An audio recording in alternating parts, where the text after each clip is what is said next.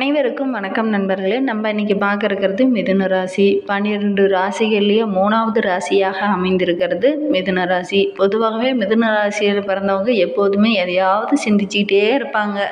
அந்த சிந்தனையை செயல்படுத்தவும் நினைக்கக்கூடியங்க ஆழ்ந்த சிந்தனை கொண்டவங்களாக இருப்பாங்க. அதே மாதிரி மற்றவங்களுக்கு அறிவுரை கூறுபவராகவும் நம்மளுடைய மிதுன ராசிக்காரங்க பெரும்பாலும் இருப்பாங்க. சமயத்திற்கு ஏற்றால் போல தன்னுடைய எண்ணங்களையும் குணங்களையும் மாற்றி கொள்ளக்கூடியங்க நம்மளுடைய மிதுன ராசிக்காரங்க மற்றவங்கள பழகி அவங்கள ரொம்ப புரிந்துக்கிட்டு செயல்படக்கூடியங்க. அதே மாதிரி மிதுன ராசிக்காரங்கிட்ட யாராவது நெருங்கி பழகணும் நம்மளுடைய மிதுன ராசிக்காரங்களை புரிந்து கொள்ளவே முடியும். ஏன்னா இவங்க அடிக்கடி தன்னுடைய குணநலங்களை மாற்றி கொள்ளக்கூடியங்க. இடத்துக்கு ஏற்ற போல தன்னுடைய குணத்தை மாற்றிக்கிட்டு பேசக்கூடியங்க மிதுன ராசிக்காரங்க. இவங்க ரொம்ப சுறுசுறுப்பானவங்க. அதே மாதிரி ஏதாவது ஒரு வேலையை கொடுத்துட்டோம்னா கடகடன்னு செய்து முடிக்கக்கூடியவங்களும் நம்மளுடைய மிதுன ராசிக்காரங்க தான். அதே மாதிரி மிதுன ராசியில் பிறந்த பெண்கள் எப்போதுமே குணங்கள் வேறாக தான் இருக்கும். என்ன அப்படின்னா மிதுன ராசியில் பிறந்த பெண்கள் காதல் வயப்படுறதுக்கான வாய்ப்பு நிறையவே இருக்குது. அதே மாதிரி காதல் தோல்வியை சந்திக்கக்கூடிய ஒரு சூழ்நிலையும் நம்மளுடைய ராசியில் பிறந்தவங்களுக்கு ஒரு சில பேர்த்துக்கு இந்த மாதிரி அமையறதுக்கான வாய்ப்பு இருக்குது. அதே மாதிரி ஒரு சில பேர்லாம் பிடிவாத குணமாக இருந்து கூட சில பேர்லாம் மேரேஜ் பண்ணிப்பாங்க. அதே மாதிரி ரொம்ப மற்றவங்கக்கிட்ட அனுசரித்து செல்லக்கூடியங்க. அதே மாதிரி மற்றவங்களை புரிந்து செயல்படக்கூடியங்களும் ரொம்ப வெளியில் எங்கேயாவது போகிற மாதிரி இருந்துன்னா ரொம்ப சுற்றுற வேலைன்னா நம்மளுடைய மிதுன ராசிக்காரங்களுக்கு ரொம்ப பிடிக்கும். எங்கேயாவது வெளியில் சுற்றுறது வெளியில் எங்கேயாவது போகிற மாதிரி இருந்ததுன்னா வாங்க போகலாம் அப்படின்னு சொல்லி உடனே கூட்டிகிட்டு கிளம்பிடுவாங்க. மற்றவங்ககிட்ட அதிகமாக சிரித்து பேசக்கூடியங்க. சமூகத்தில் பலதரப்பட்ட மக்களையும் சந்தித்து பலதரப்பட்ட மக்களையும் நண்பர்களாக வைத்து கொள்ளக்கூடியங்களும் நம்மளுடைய மிதுன ராசிக்காரங்க தான். அப்படிப்பட்டவங்களா நீங்கள் அப்படிங்கிறத எங்களுடைய கமெண்ட் பாக்ஸில் தெரிவிங்க. வாங்க நம்மளுடைய மிதுன ராசிக்காரர்களுக்கு அடுத்து வருகின்ற நாட்கள் எப்படி அமைந்திருக்கு, தொழில் வியாபாரம் எப்படி அமைய போகுது, குடும்ப வாழ்க்கை எப்படி அமைய போகுது, எந்த ஒரு விஷயத்தில் கவனமாக இருக்கணும். ஏன்னா ஜூன் 30ஆம் தேதி நம்மளுடைய மிதுன ராசிக்காரர்களுக்கு சனி வக்கரக பயிற்சியும் ஏற்பட போகுது. இதனால் இவங்களுக்கு என்னென்ன நற்பலன்கள்லாம் கிடைக்க போகுது, எந்த ஒரு கெடுபலன்கள் ஏதாவது சனி பகவான் தருவாரா, அதே மாதிரி இந்த 10 நாட்களுமே உங்களுடைய வாழ்க்கையில் நீங்கள் என்னென்ன மாற்றத்தை சந்திக்க போகிறீங்க அப்படிங்கிறது எல்லாமே இந்த வீடியோவில் விளக்கமாக சொல்லியிருக்கோம். நிச்சயமாக இந்த வீடியோ உங்களுக்கு பயனுள்ளதாக தான் இருக்கும். அதனால் இந்த வீடியோவை ஸ்கிப் பண்ணாமல் கடைசி வரிகளும் பாருங்கள். நீங்கள் இப்போ தான் ஃபர்ஸ்ட் டைமாக நம்ம சேனலை பார்க்குறதா இருந்தால் நம்ம சேனலை சப்ஸ்கிரைப் பண்ணிவிட்டு கூடவே இருக்கிற பெல் ஐக்கானையும் கிளிக் பண்ணிக்கோங்க. அப்போ தான் நாங்கள் போடுற ஒவ்வொரு வீடியோவும் உங்களுக்கு நோட்டிஃபிகேஷனாக வரும். நீங்கள் மிதுன ராசிக்காரங்களாக இருந்தால் மறக்காமல் நம்மளுடைய சேனலுக்கு ஒரு லைக் கொடுத்துட்டு உங்களுடைய ஃப்ரெண்ட்ஸ் யாராவது மிதுன ராசியில் இருந்தாங்கன்னா அவங்களுக்கும் மறக்காமல் இந்த வீடியோவை ஷேர் பண்ணி விடுங்க. வாங்க நம்மளுடைய மிதுன ராசிக்காரர்களுக்கு அடுத்து வருகின்ற நாட்கள் எப்படி அமைந்திருக்கு அப்படிங்கிறத பார்க்கலாம். முன்னாடி ஸ்ரீ வாராகி அம்மன் ஜோதிட நிலை மூலிமா உங்களுக்கு இருக்கும் அனைத்து பிரச்சனைகளுக்கும் நல்ல ஒரு தீர்வு தந்துட்டு இருக்கிறார் ஜோதிடர் பவன் நம்பூதிரி. மேலே டிஸ்கிரிப்ஷனில் அவருடைய வாட்ஸ்அப் நம்பர் கொடுக்கப்பட்டிருக்கு. அந்த நம்பருக்கு கால் பண்ணி முன்பதிவு செய்துக்கோங்க. நிச்சயமாக உங்களுக்கு இருக்கும் அனைத்து பிரச்சனைகளுக்கும் நல்ல ஒரு சொல்யூஷன் வழங்குவார். ரொம்ப விவேகமாக செயல்படக்கூடிய நம்மளுடைய மிதுன ராசிக்காரர்களுக்கு அடுத்து வருகின்ற நாட்கள் எப்படி அமைந்திருக்கு அப்படிங்கிறத பார்க்கலாம். அடுத்து வருகின்ற நாட்களில் கிரக நிலை எவ்வாறு அமைந்திருக்கு அப்படிங்கிறத முதல்ல பார்க்கலாம். ராசியில் சூரியன், புதன், சுக்கிரன், சுகஸ்தானத்தில் கேது, ருண ரோகஸ்தானத்தில் சந்திரன், பாக்கியஸ்தானத்தில் சனி, தொழில் ஸ்தானத்தில் ராகு, லாபஸ்தானத்தில் செவ்வாய், அயனசைன போகஸ்தானத்தில் குரு என கிரக நிலைகள் அடுத்து வரும் நாட்களில் அமைந்திருக்கு. ஜூன் 26ஆம் தேதி அன்று புதன் பகவான் ராசியிலிருந்து தன வாக்கு குடும்பஸ்தானத்திற்கு மாற இருக்கிறார். இதனால் நம்மளுடைய மிதுன ராசிக்காரர்களுக்கு அடுத்து வருகின்ற நாட்கள் எப்படி அமைந்திருக்கு அப்படிங்கிறத பார்க்கலாம். இந்த நாட்கள் எதிலும் கொஞ்சம் கவனமாக இருக்கிறது ரொம்பவும் நல்லது. ஏதேனும் சில மன கஷ்டங்கள்லாம் திடீர்னு உண்டாகலாம். வீண் செலவுகளும் கொஞ்சம் அதிகரிக்கிறதுக்கான வாய்ப்பெல்லாம் இருக்குது.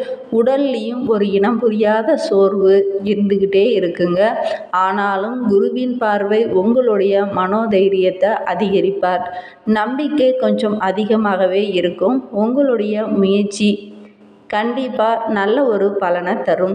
தொழில் வியாபாரத்துலேயும் நல்ல ஒரு முன்னேற்றம் கிடைக்கும். அதற்காக நீங்கள் கடுமையாக பாடுபட வேண்டிய ஒரு சூழ்நிலை இருக்குது. அடுத்த வருகின்ற நாட்கள் ரொம்பவும் கவனமாக இருக்க வேண்டியது நம்மளுடைய மிதுன ராசிக்காரங்க ரொம்பவும் கவனமாக இருக்கணும். உத்தியோகத்தில் இருக்கிறவங்க பணி நிமித்தமாக எங்கேயாவது வெளியில் செல்ல வேண்டிய ஒரு சூழ்நிலை இருக்கும்.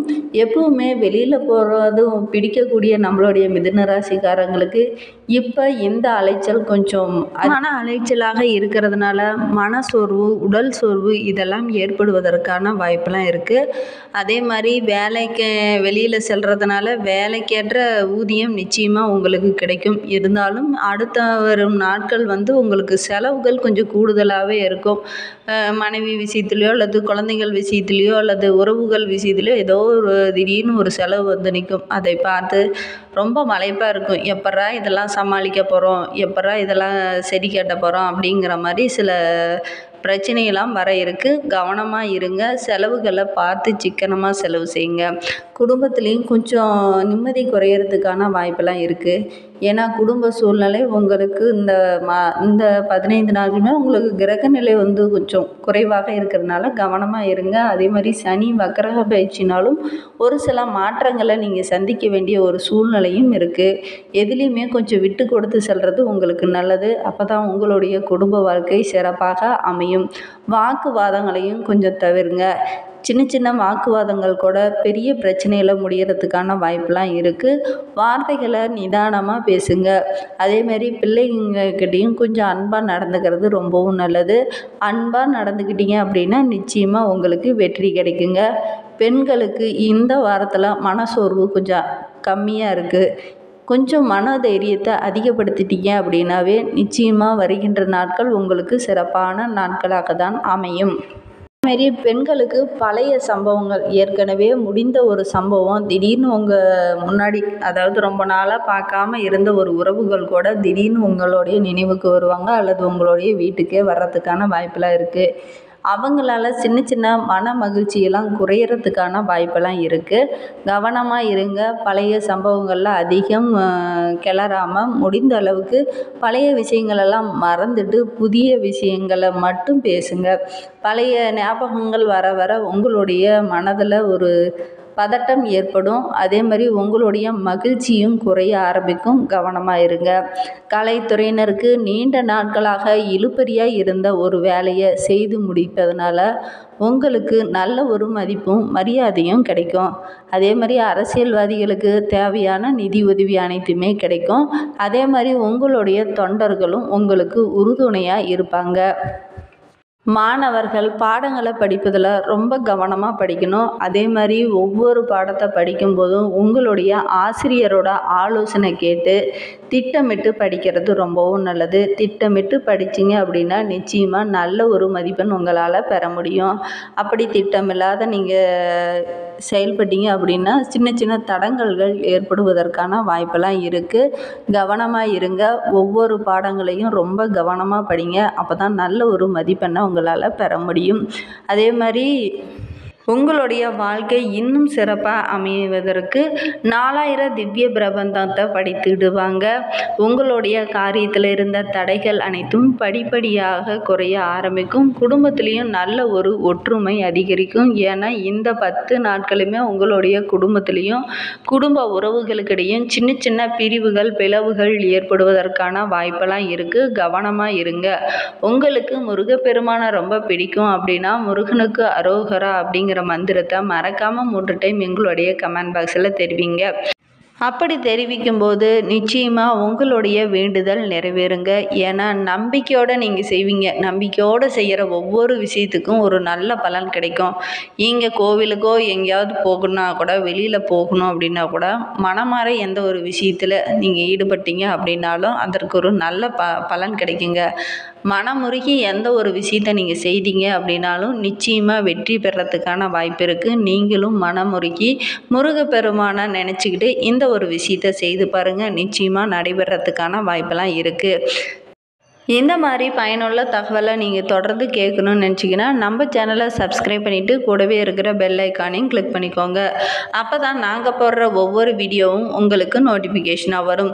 நீங்கள் மிதுன ராசிக்காரங்களாக இருந்தால் மறக்காமல் நம்மளுடைய சேனலுக்கு ஒரு லைக் கொடுத்துட்டு உங்களுடைய ஃப்ரெண்ட்ஸ் யாராவது மிதுன ராசியில் இருந்தாங்கன்னா அவங்களுக்கும் மறக்காமல் இந்த வீடியோவை ஷேர் பண்ணிவிடுங்க. Thank you friends.